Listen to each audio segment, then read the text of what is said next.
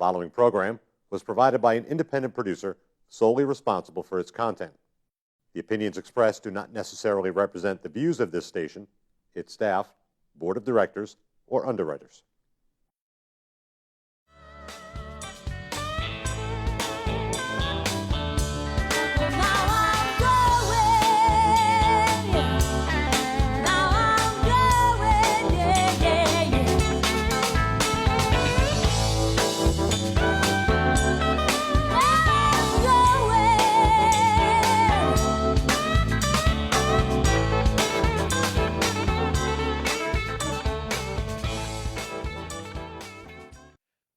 Hello, ladies and gentlemen, and welcome to another episode of Frankly Speaking.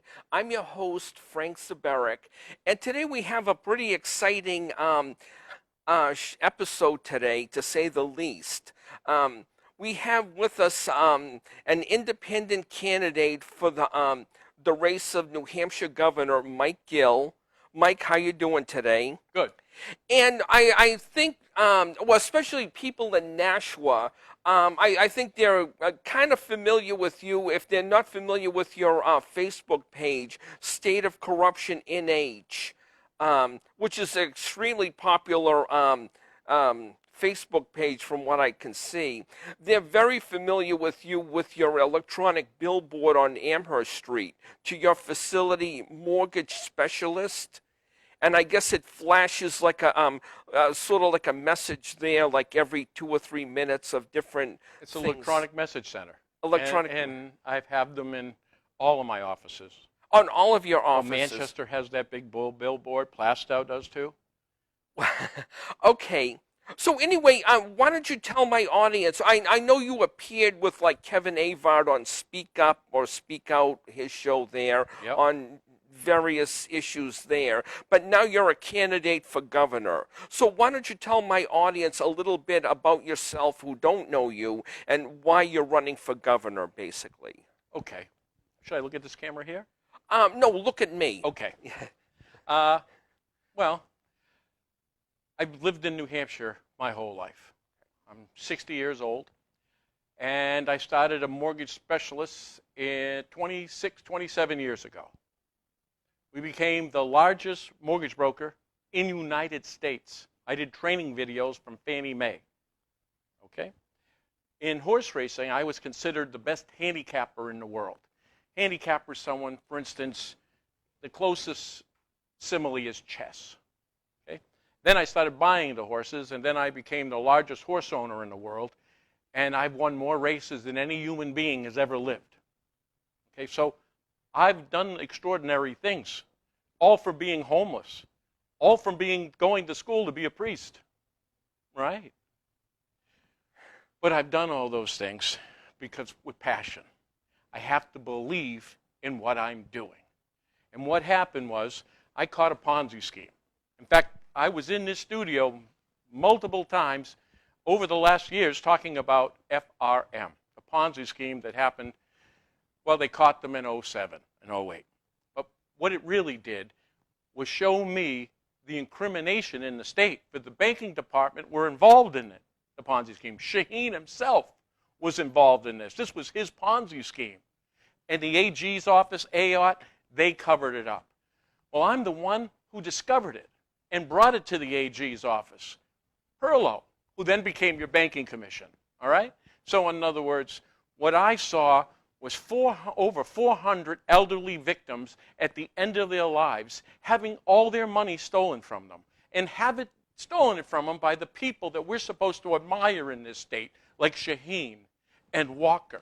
So what I had to do was make this lifetime decision to either stand up against these people or to turn around and take their money and keep quiet. Now, I put the list on stateofcorruption.org. You can see in writing they offered me $50 million in writing and signed it.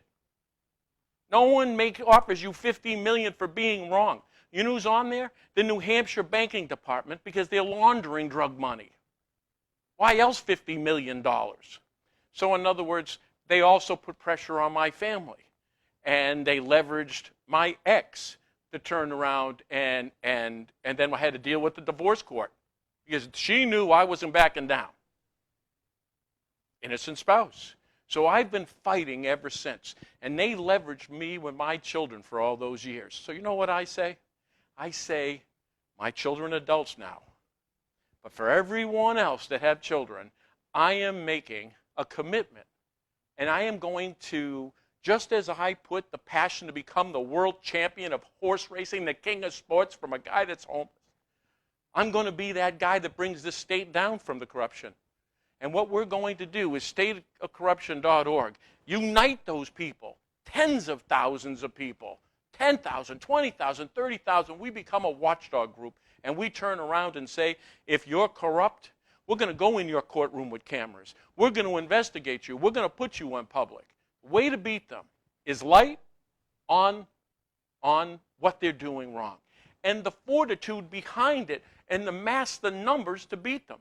So this is a winning formula, and that's why I decided to run for governor. I want to run for governor to turn around and say, you know what? We can beat these people.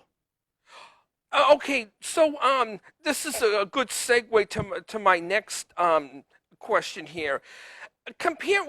One thing we got to admit, when we had the primary, the New Hampshire primary, what was it, back in February or January, whenever the heck it was, Donald Trump and Bernie Sanders, two quote-unquote outsiders, even though Bernie Sanders is a U.S. senator. But I would agree with you. Excellent. Outsiders. They did excellent in the New Hampshire primary. Well, they did good all over the country. So the question is, right? Okay.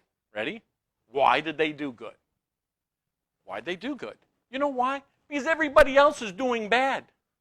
Because they speak about corruption. You don't think Trump knows everything that's going on here? I know he knows because I gave it to him. You remember in Virginia when he turned around and said, called they are corrupt? They're all playing politics right now. You want to know the difference between me and them?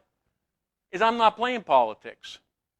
You know, I'll go right to your face and tell you you're corrupt. And I'll show the evidence and prove it. I'm not playing, and we're not taking prisoners. And that's the difference between me. My truth is never going to change whether you vote for me or not.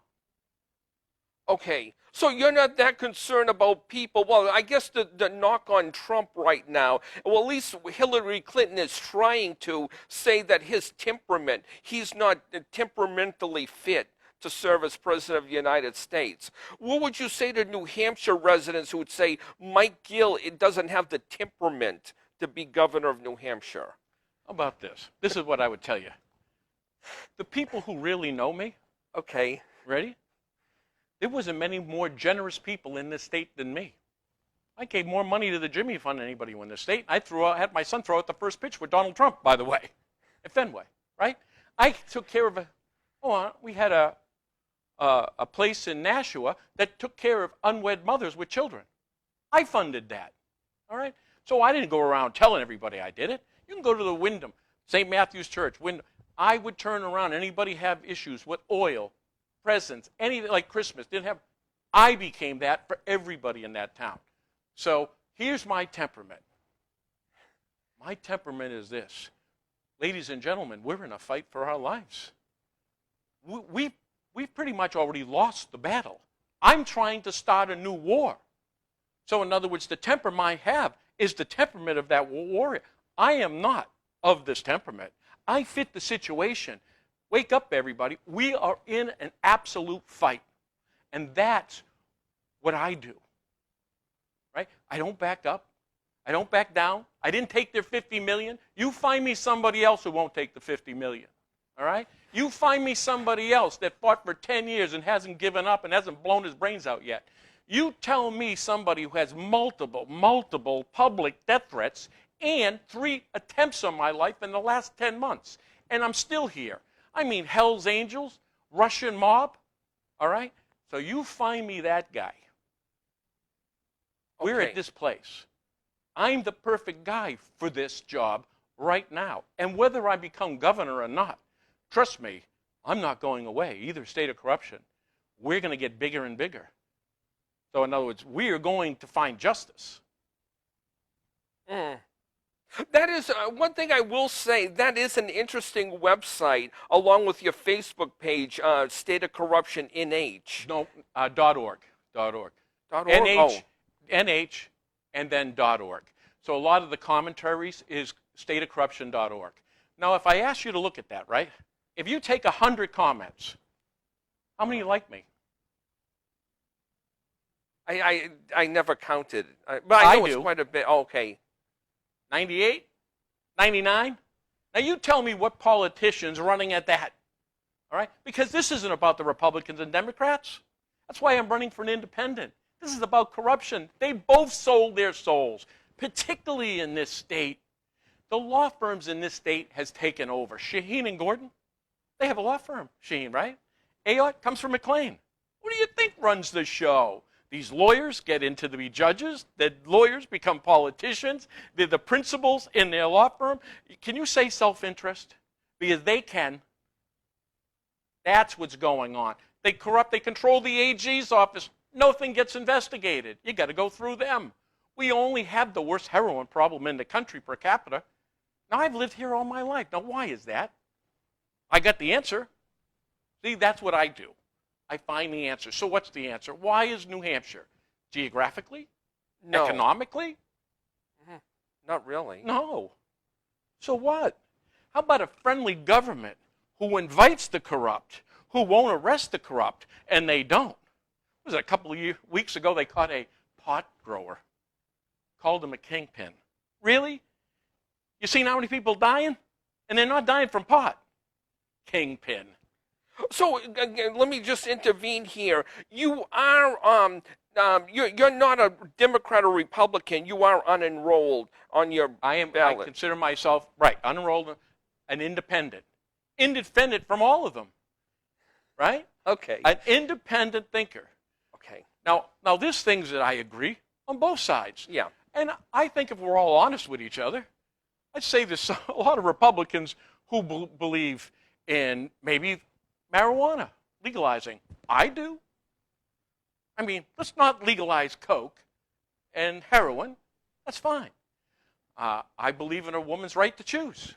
Now, that doesn't follow certain Republican lines, but I believe in smaller government, right? I believe in helping the business owner. My idea in this state was to create jobs. For instance, this pot bill, you know what these guys are going to do? They're going to give it to the treatment center the drug dealers own. You think they'd give that business away? Are you kidding me? So you know what we do? We create lights and things with citizens of the state. We help them. We educate them. We put them in business. Right? I have multiple ideas. Hey, you know what the one thing they said, this guy's a job producer? You think any of them, if you add all the people, all the politicians in this whole state, add them together, all the jobs they created, less than me. And just my couple of my companies. So how's that? And you know how I survived? With ideas. We can create, listen, I took two businesses based in the state of New Hampshire and made them the largest in the world. You know anybody else did that? No. And you know something? You're going to be waiting a long time before you find somebody else.